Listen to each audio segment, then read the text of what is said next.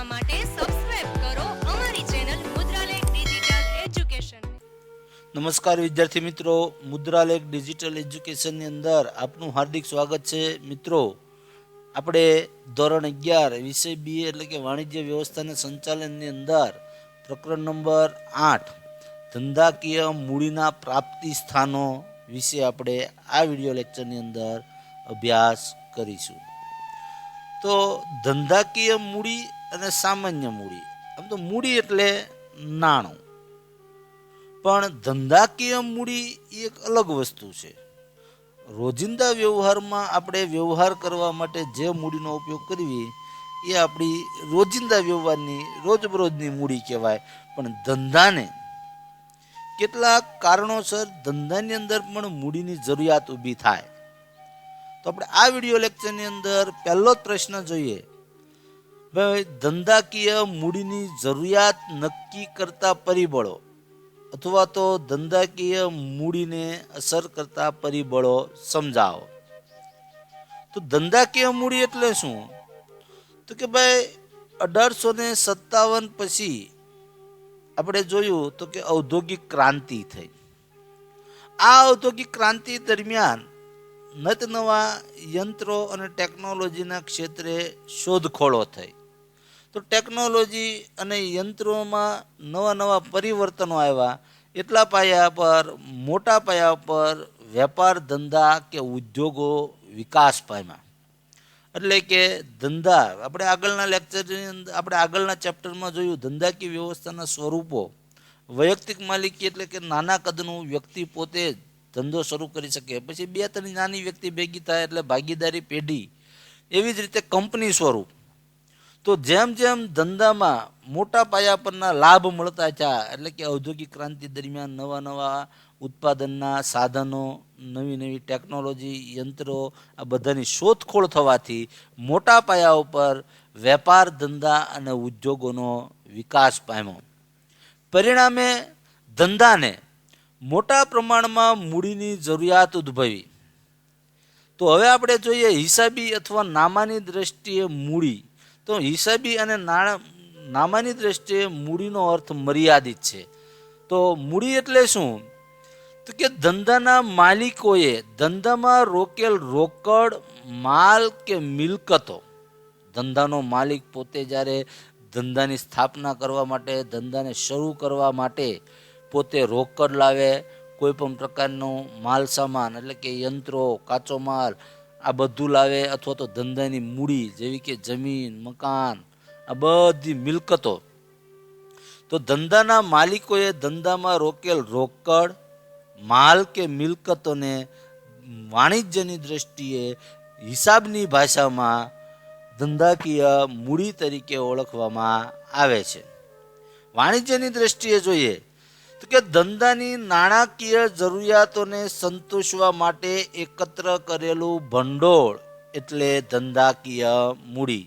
તો ભાઈ, ધંધાકીય જરૂરિયાત, તો ધંધાની સ્થાપનાનો વિચાર આવે એટલે પ્રમોટર એટલે સ્થાપક.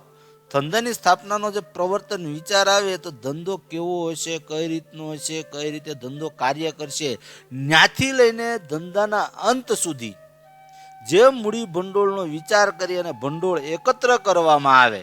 તો ભાઈ, ધંધાની સ્થાપના માટે કેટલાક નિષ્ણાંતો રાખવા પડે, તો એને ફી ચૂકવવી પડે. ત્યારબાદ ધંધાની સ્થાપના કરવા માટે જમીન ખરીદવી પડે, એના ઉપર બાંધકામ કરવું પડે. બાંધકામ કર્યા બાદ યંત્ર સામગ્રી, ટૂંકમાં આ બધી ધંધાકીય જરૂરિયાતને સંતોષવા માટે એકત્ર કરેલું ભંડોળ એટલે ધંધાકીય મૂડી. વાણિજ્યની દ્રષ્ટિએ આ અર્થ આપણે થાય. હવે ધંધાકીય મૂડીની જરૂરિયાત, ભાઈ શા માટે ધંધામાં મૂડીની જરૂરિયાત ઉદ્ભવવા માટેના કારણો અથવા તો પરિબળો. તો પહેલું જ આવે છે ધંધાની સ્થાપના માટે. સૌ પ્રથમ ધંધાકીય એકમની સ્થાપના કરવા માટે કેટલો ખર્ચ કરવો પડે. આપણે આગળ વાત કરી કે ભાઈ ધંધાની સ્થાપના કરવા માટે પહેલાં તો આપણો ધંધો છે એના નફા નુકસાનનું પ્રમાણ શું છે, કેવા પ્રકારનો ધંધો હશે, એના માટે નિષ્ણાંતો રાખવા પડે. એ નક્કી થઈ ગયા બાદ જમીન ખરીદવી પડે, ત્યારબાદ બાંધકામ કરવું પડે, યંત્રો ખરીદવા પડે. આ બધું કરવા માટે ધંધાને કેટલો ખર્ચ કરવો પડે. તો આમ ધંધાકીય એકમની સ્થાપના માટે આવા ખર્ચાઓમાં ધંધાની પ્રાથમિક તપાસ કરવાનો ખર્ચ, નોંધણીનું પ્રમાણપત્ર તૈયાર કરવાનો ખર્ચ, નિષ્ણાંતોની ફી, નોંધણીની ફી, આવા ઘણા બધા દસ્તાવેજો તૈયાર કરવાના ખર્ચનો પણ સમાવેશ થાય છે.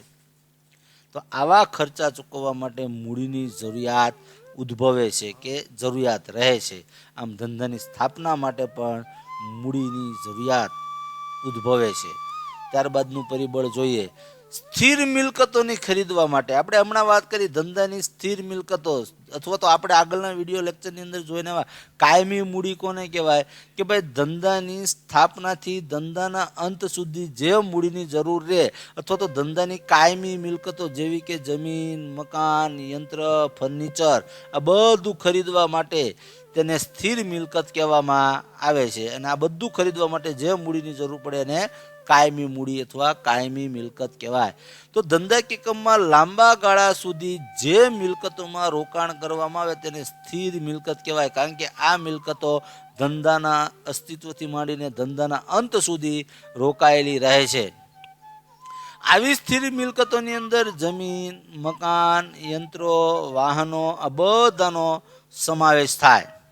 તો આવી સ્થિર મિલકતો ખરીદવા માટે મોટા પ્રમાણમાં ધંધાને મૂડીની જરૂરિયાત રહે છે. ત્યારબાદનો આપણે જરૂરિયાત જોઈએ તો કે ચાલુ મિલકતો માટે. હવે સ્થિર મિલકત એટલે કાયમી મૂડી અને ચાલુ મિલકત એટલે કાર્યશીલ મૂડી. આ તમારે આ જ ચેપ્ટર પ્રકરણ નંબર 8 આવતા વર્ષે ધોરણ 12માં આ વસ્તુ વિગતે ભણવામાં આવશે.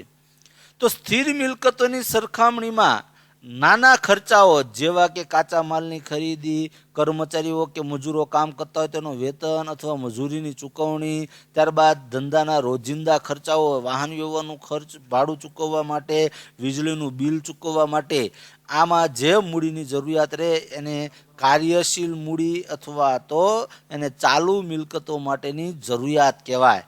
તો આવી કાર્યશીલ મૂડીની જરૂરિયાત પણ ધંધાની અંદર રહેલી હોય છે. ધંધાને બજારમાંથી ઉઘરાણીના નાણાં લેવાના હોય, ધંધાને બજારમાં કોઈ પણ જામીનગીરીઓમાં રોકાણ કર્યું હોય, તો આ બધામાં રોકાયેલી મૂડીને ચાલુ મિલકતો કહેવાય.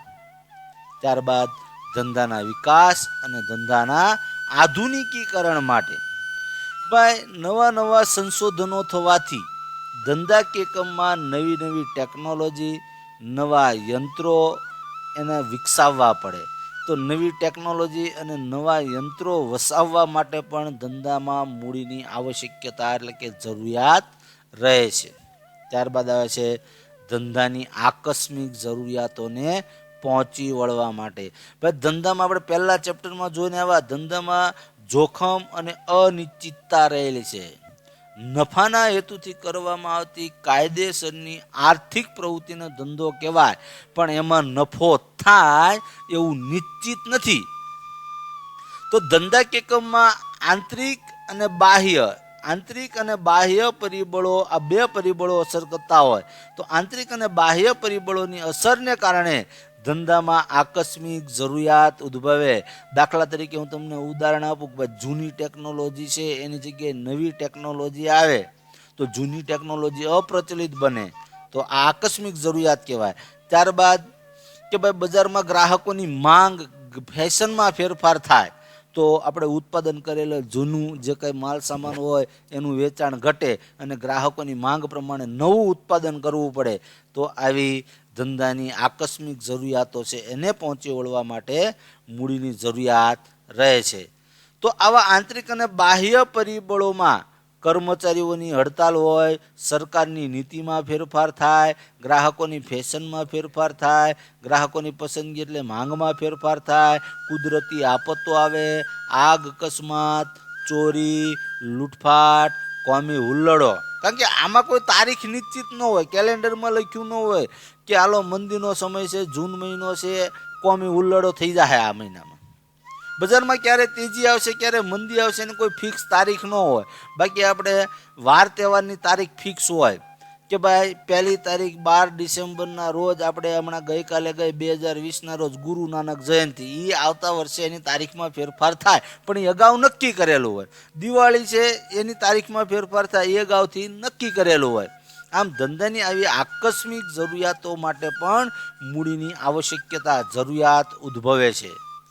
મિત્રો, તમે જેના માધ્યમથી એજ્યુકેશન મેળવી રહ્યા છો એવી અમારી ચેનલ મુદ્રાલેખ ડિજિટલ એજ્યુકેશનને સબસ્ક્રાઇબ કરો, લાઈક કરો અને વધુને વધુ શેર કરો. આ ઉપરાંત અમારા ડિજિટલ એજ્યુકેશનના માધ્યમોનો પરિચય કરાવું તો પ્લે સ્ટોરમાં 11/12 કોમર્સ ગુરુ નામે એપ્લિકેશન છે. આ ઉપરાંત FB અને ઇન્સ્ટામાં પણ મુદ્રાલેખ ડિજિટલ એજ્યુકેશન નામે પેજ ચાલે છે. Thank you. Come again. Best of luck.